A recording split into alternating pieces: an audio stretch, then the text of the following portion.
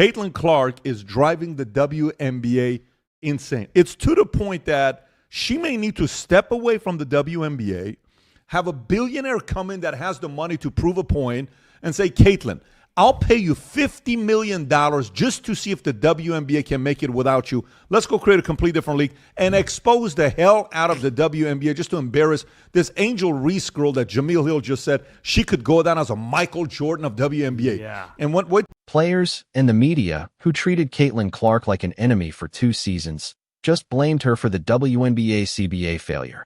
There are now rumors that if the talks don't end quickly, she might perform in Europe. Because they couldn't stop undermining their own success, the league that rode her coattails to a $2.2 billion media agreement might lose her. The fear is genuine and well-founded. Who should be held accountable if Caitlin Clark indeed departs for Europe as a result of the WNBA's inability to function? The league that permitted it, or the players that harbored animosity towards her? So the WNBPA is taking to social media, taking to the public. And I want to share with you guys the most recent letter that was issued from the WNBPA. At midnight, the 2020 WNBPA collective bargaining agreement will expire. Despite demonstrating our willingness to compromise in order to get a deal done, the WNBA and its teams have failed to meet us at the table with the same spirit and seriousness. Instead, they've remained committed to undervaluing player contributions, dismissing player concerns, and running out the clock. Today's display of an inflatable rat, a universal symbol of labor protest outside of the NBA store, calls attention to how the league and its teams have handled these negotiations. By delaying and clinging to the status quo, they are jeopardizing the livelihoods of players and the trust and investment of fans, all in the name of preserving regressive. Because they never believed it was feasible, the WNBA is dealing with a situation for which they were unprepared. The player who brought the league millions of fans and widespread attention that it had never had before, Caitlin Clark, may decide that it makes more sense to play in Europe rather than cope with the turmoil that is currently crippling American women's basketball.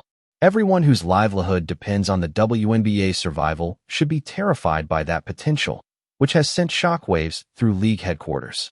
It is overdue. I feel like the players have lost sense of reality a little bit, because imagine putting up a rat that a lot of unions do when it comes to like schools, construction companies, people that are making a lot less than the kind of money that the WNBA players are making. They got offered a max salary of over $1 million.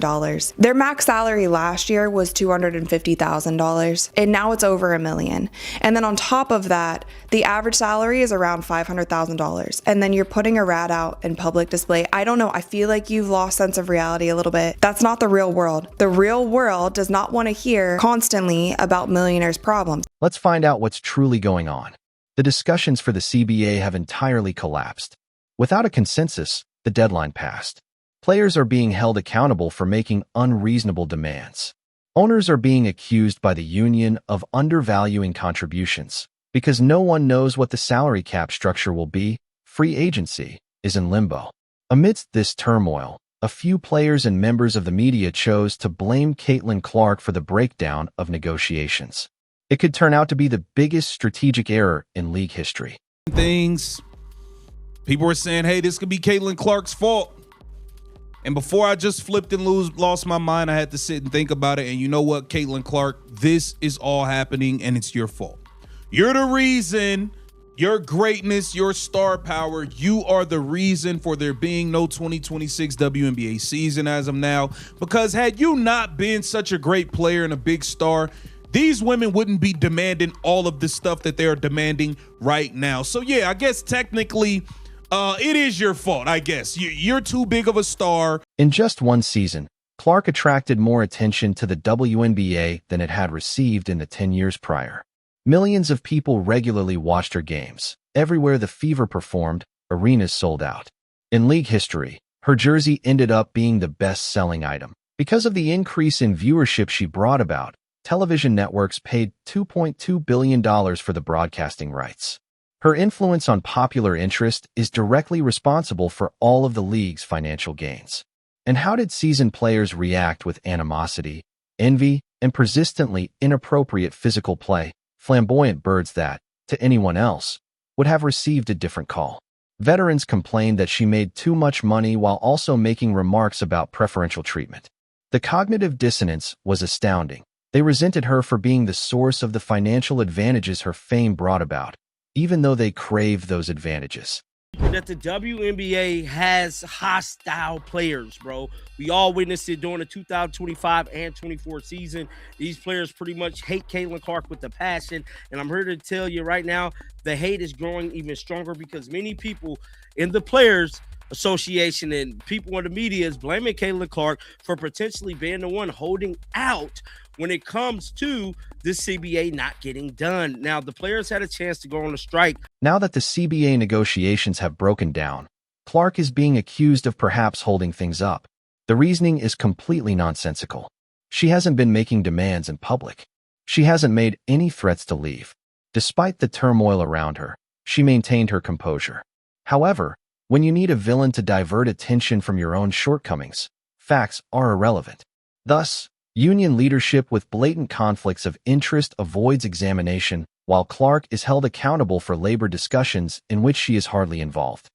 She said no thank you to the NBA offering her a chance to participate in their three-point shooting contest. Now think how amazing that is. If I'd have said to you a couple years ago, yeah, the NBA, to save their All-Star weekend, they're going to ask a WNBA player to join the three-point shooting contest to save it. This is the point at which the Europe angle becomes important. For years, WNBA players have been courted by European basketball leagues. When accommodation, transit, and other amenities associated with abroad contracts are taken into account, the money is frequently better. Without the strong media attention that comes with playing in America, the lifestyle may be more comfortable. Additionally, the basketball is competitive enough to maintain its edge while avoiding the disarray that the WNBA is currently experiencing. Playing in Europe would simultaneously solve a number of issues for someone like Clark. She would leave a setting where seasoned players obviously dislike her. She would be spared the uncertainty that could result from months-long CBA discussions. Without having to deal with the unpleasant attitude she encountered throughout her stay in Indiana, she would earn comparable or even more money. Additionally, she would continue to play basketball at a high level while her brand continued to expand internationally through endorsement deals. It is completely natural that this prospect will cause concern among WNBA players and leadership. They are aware of what will happen if Clark departs. TV ratings immediately return to their pre-Clark levels. Casual admirers who came especially to see her become disinterested and cease to pay attention. Sponsorship agreements that were made based on anticipated growth are either canceled or renegotiated. The entire financial system that was predicated on long-term popularity crumbles.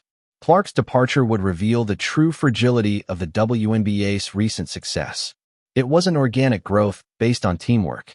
No one else had been able to capture the public's attention in the same way. When you take that player out of the league, most casual sports fans still don't give a damn. That is fundamental organizational competency. Encourage the individual who is responsible for your achievement. Prevent envious veterans from inciting animosity. Circumstances. Instead of allowing physicality to get out of control, deal with egregious fouls appropriately. No genius-level strategy was needed for any of this. All that was needed was to refrain from deliberately harming oneself. Instead, Clark was mistreated for 2 seasons while the league's leadership took no significant action to rectify the situation. Regarding physicality as a component of the game, Commissioner Kathy Angelbert made ambiguous remarks. Contact that would have resulted in suspensions in any other situation was permitted by referees. While elevating players who couldn't generate quite the same audience, the media minimized her significance. The message was unambiguous. We'll accept your popularity, but we won't truly honor or defend you. They could lose everything as a result of that carelessness. Clark will not return if she determines that going to Europe makes more sense. Opportunities arise elsewhere as the momentum changes after you depart. She has a worldwide following that goes beyond the WNBA. American women's basketball doesn't require her the way it does. That power dynamic ought to have been apparent right away, but people's short-sightedness and jealousy kept them from perceiving it. It appears like the owners are more aware of this than the players are. Despite the uncertainty surrounding the CBA, they are pressuring teams to move forward with their free agency preparations. That implies they think a deal will be reached eventually, and they won't allow. League operations are paralyzed by union power. While discussions are ongoing, They are able to submit qualifying offers under expired CBA terms during the status quo period. Ownership has more flexibility under that legal framework than players appear to be aware of. Because of their increased income and attention, the athletes believe they had leverage. However, the source of that attention must continue to be involved for that leverage to exist. Their negotiating position suddenly disappears if Clark departs. Owners may use dwindling sponsor interest and cratering viewership as an excuse for failing to comply with union demands. The whole negotiation dynamic changes from pay us what we're worth based on recent growth to we'll be lucky if the league survives without its biggest draw. With Nafisa Collier serving as vice president, the union leadership has generated further issues due to blatant conflicts of interest. When the WNBA falters, her rival basketball league, unrivaled, directly gains. These commercial interests hurt her credibility during negotiations, and the union's stance has been weakened by her public criticisms of league leadership while endorsing her own firm. The ratings for her league are terrible right now, and all of a sudden, she's attempting to herself as cooperative and reasonable. The pivot isn't functioning and is transparent.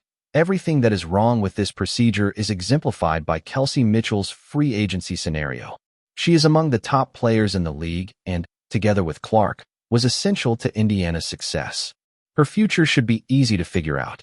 Rather, it is entangled in more general discussions unrelated to her personal worth. Her career plans and the Fever's capacity to expand on their achievements are both impacted by this uncertainty, all due to the breakdown of league-wide negotiations over matters that could have been settled months ago. The Fever created something unique. Nalissa Smith, Lexi Hall, Aaliyah Boston, and Clark Mitchell. Fans genuinely wanted to watch the basketball because of the team's cohesion and skill. When everything worked out, they made the playoffs and demonstrated their ability to compete.